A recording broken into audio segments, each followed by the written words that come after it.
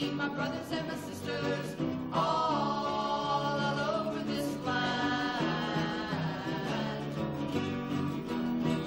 Now I had a song, I sing it in the morning, I sing it in the evening, all over this land. I'd sing out danger, I'd sing out warning, I'd sing out the love between my brothers and my sisters, all over this land. Now I have a hammer, and I have a bell to ring, and I have a song to sing, all over this land. It's a hammer of justice, it's a bell of freedom, it's a song about the love between my brothers and my sisters, all over this land.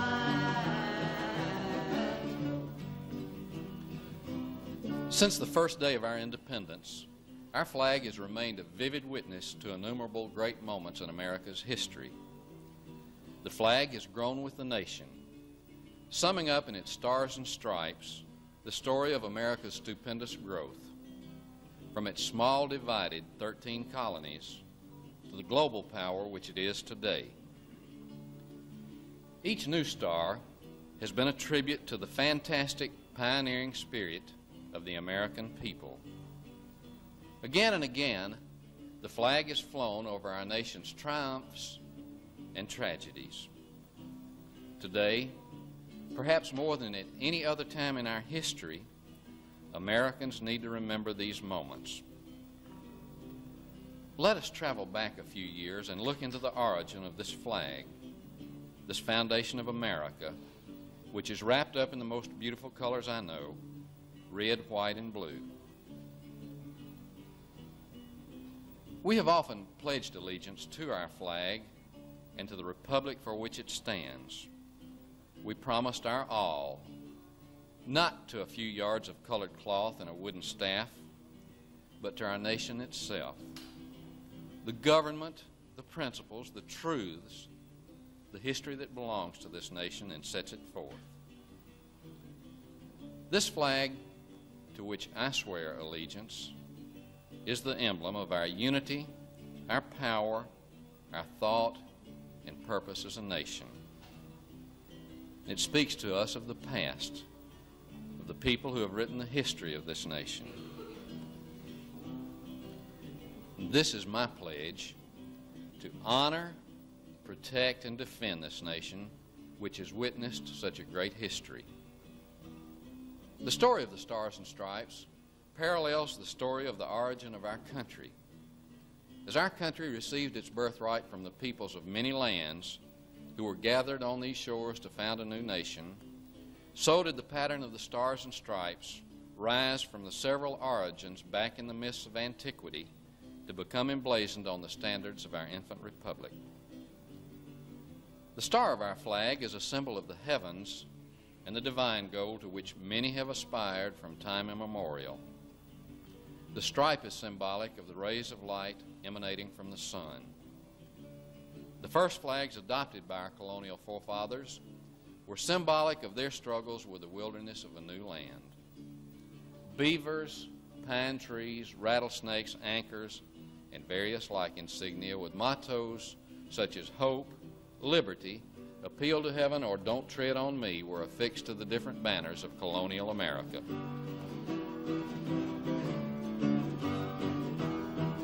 Now I have a hammer, and I have a bell to ring, and I have a song to sing, all over this land.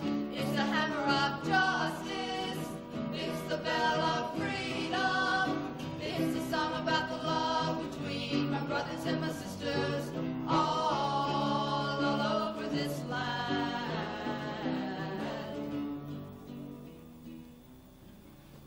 Did you ever stop to think how many years and how many acts of history have gone into the making of these few yards of colored cloth? Just 475 years ago, Indians had this land to themselves. They hunted, fished, and set up villages where great cities now stand. They were America. And they had been here for, well, who knows for sure how long. The throbbing drums of the early Indians have grown silent, and their vast temples have fallen into ruins. But America's Indian heritage remains.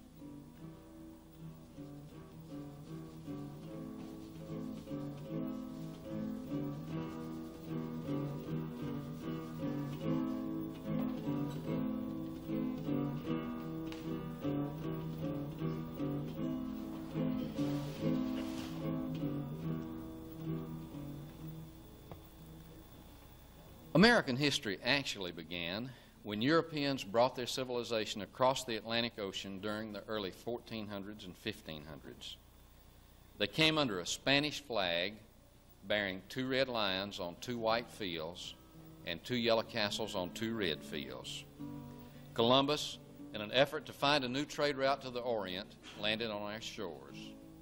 He did not know he had discovered a new continent, a continent destined to become the greatest in the world.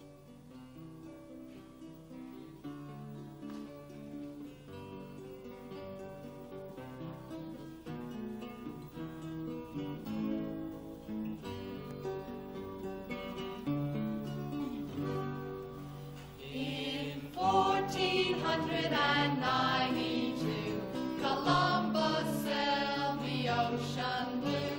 He sailed and he sailed and he sailed and he sailed to find this land for me and you. In 1492, Columbus sailed the ocean blue. He sailed and he sailed and he sailed and he sailed to find this land for me and you.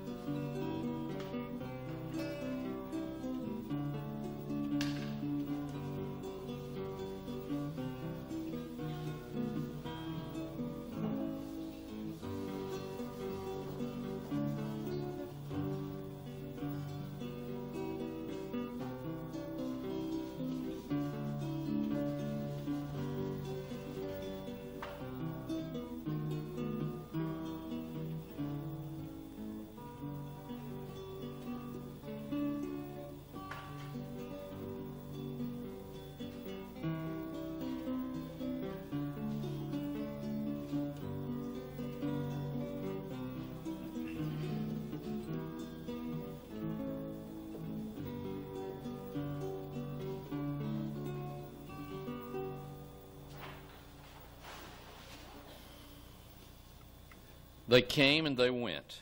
Bitter winters, fierce Indians, and thick forests all contributed to the discouragement of the Spaniards and the French. The British were the first to come in large numbers for the purpose of colonizing. British settlers came prepared to face any problems. The settlers had many reasons for coming to America. Some hoped to make fortunes. Others sought religious and political freedom. They came in tiny wooden ships, and on an unknown and alien shore, they planted, built, settled, suffered, and survived. Then they gave solemn thanks to God for His goodness and bounty. We gather together to ask the Lord's blessing. He chastens and hastens His will to make known the wicked oppressing. Now cease from distressing. Sing praises to His name. He forgets not His own. This country, 300 years ago, was only a few scattered settlements along the Atlantic coast. It is most natural that America should have had its colonial flags as soon as the first colonists settled. These flags were created in a wide variety. Pioneers from Holland, Britain, Scotland, Ireland, Spain, all brought along the standards of their countries when they settled on our shores. The British flag, under which the English colonization of America was effected, remained the flag of the colonists for more than 100 years. No people on earth were freer, more hopeful, or blessed with a higher general standard of living than our colonists. They were British subjects, but they did not think and act like their fellow subjects in Great Britain. They were a mixture of peoples: Scottish, Welsh, Dutch, German, Swedish, and many others. They had learned many new ways from the Indians and from the wilderness. They melted into a new race of men.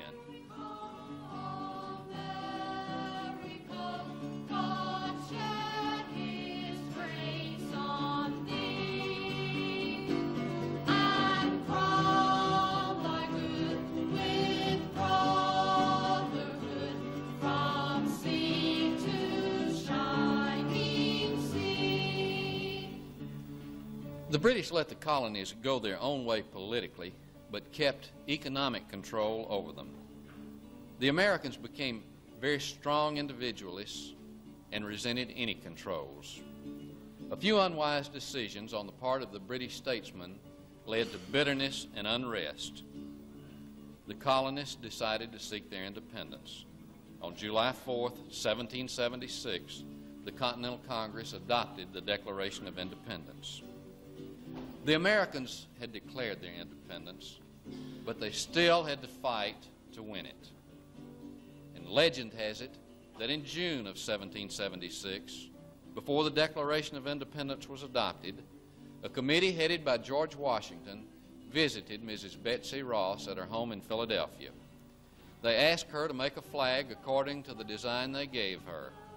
This design was adopted by Congress on June 14th, 1777. This was the real beginning of our Stars and Stripes.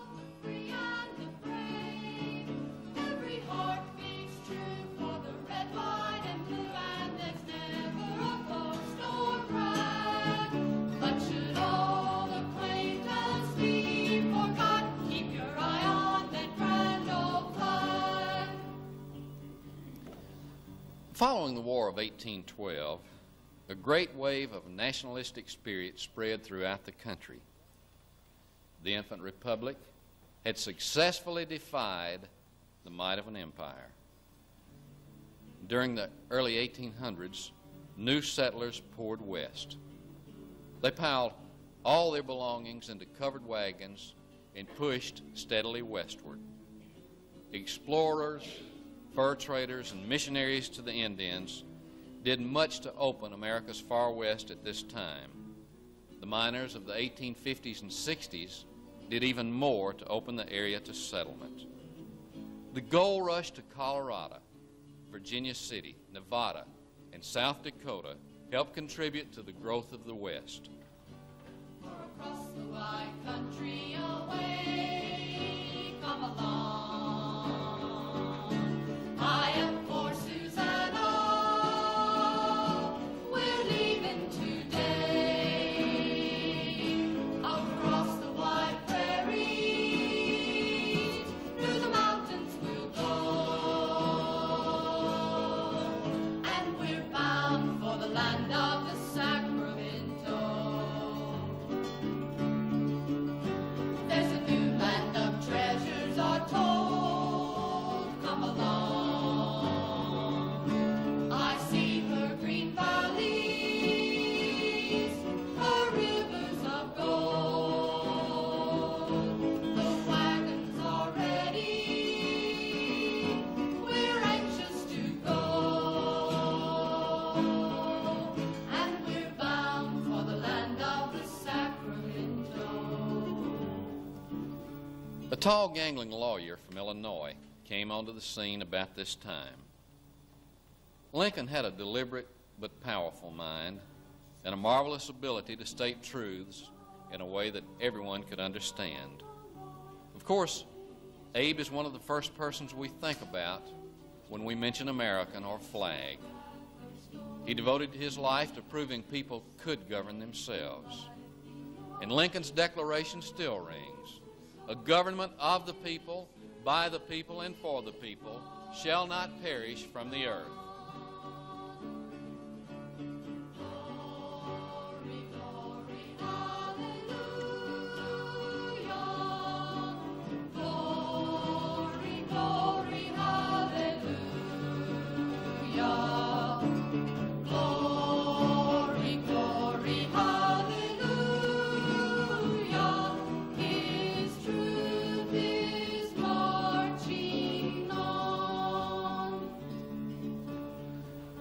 The Civil War split the United States into two camps. This took thousands of lives and ruined millions of dollars worth of property. American life changed rapidly during the 35 years after the Civil War. Our nation was trying to preserve and perfect a government of, by, and for the people. By 1900, the United States became one of the greatest economic powers in the world. There was a war raging in Europe in 1914. Wilson tried to keep the United States neutral, but the war stirred American feeling tremendously.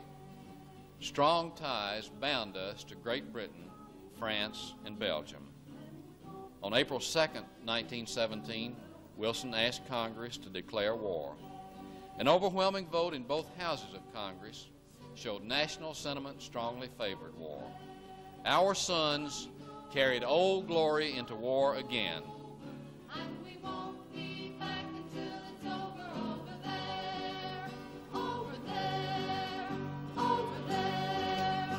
Send the word to beware. We're coming over,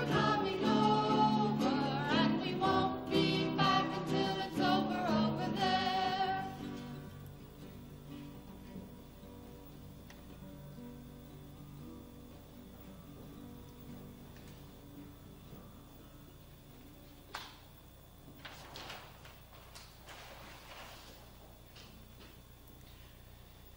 In 1920, after the war, most Americans wanted to avoid international responsibility.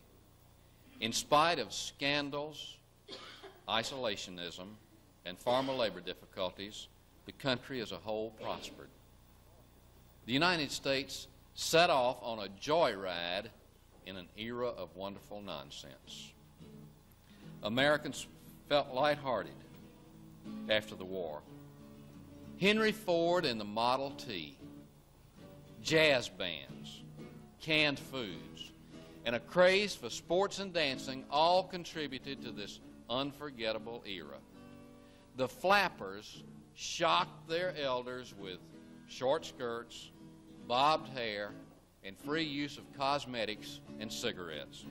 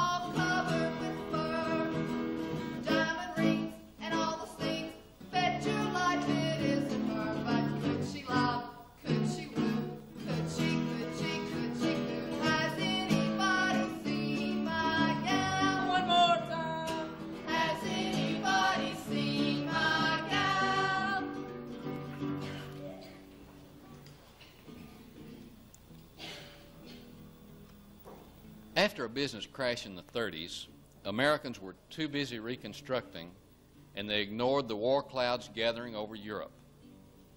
By 1940, the United States was watching closely the European happenings and were terribly surprised by a sneak attack by Japan on Pearl Harbor on December 7th, 1941.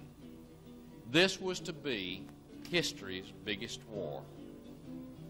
Here again, Old Glory went with our men who were determined to keep our land free.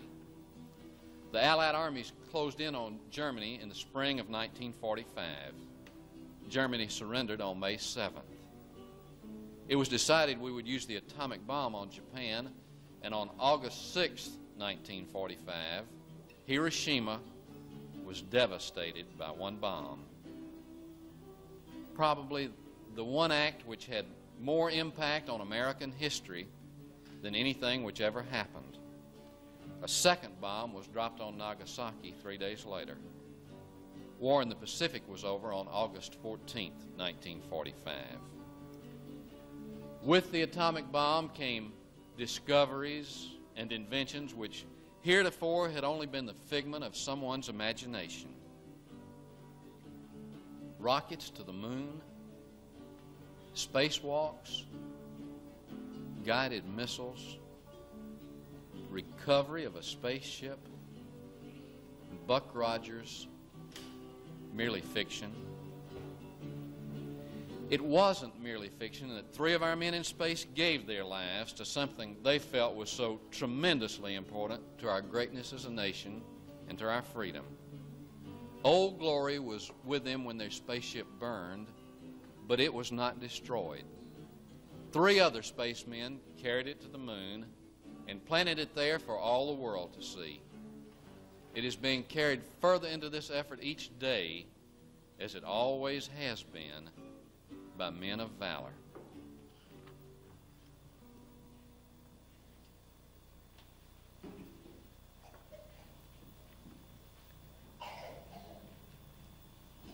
Never in all the years has our nation possessed a greater abundance, not only of the material things, but of the precious intangibles that make life worth living. Never has our greatest blessing, our freedom, been more widely enjoyed by our people. No, we do not yet have peace in the world. Our men were only recently engaged in Southeast Asia, as they have been on so many other occasions on a foreign field fighting for freedom. It is their strength which has kept our liberty secure. Our flag is a frail and fragile instrument made up of hope, prayer, and Yankee ingenuity. It is held together by 4th of July flag-waving patriotism. It is Washington, Patrick Henry, Gettysburg, Corregidor, Iwo Jima, Babe Ruth, Hank Aaron, freedom, strength, loyalty, and devotion. Gus Grissom, Ed White, and Roger Chaffee, Neil Armstrong, Mike Collins, Buzz Aldrin, Uncle Sam. All these things, all America, make up our flag, our own red, white, and blue. And our founders, from the tattered Continental Army of 1776 to the Green Beret of 1976, have fought for the same thing. This blessed nation, an infant in years, but age-old in industry, education, and commerce. Wheatlands, coal mines, factories, steel mills, farms, our great republic. A beacon of light, noble and glorious, the haven for the oppressed and persecuted, and truly God's gift to mankind. This flag which we honor and under which our founders served is the emblem of our unity, our power, our thought and purpose as a nation. It has no other character than that which we give it from generation to generation. The choices are ours. It floats in majestic silence above the hosts that execute those choices, whether in peace or in war. And yet, though silent, it speaks to us. It speaks to us of the past, of the men and women who went before us and the records they wrote upon it. It is the foundation of our America. It is one nation under God, indivisible, with liberty and justice for all.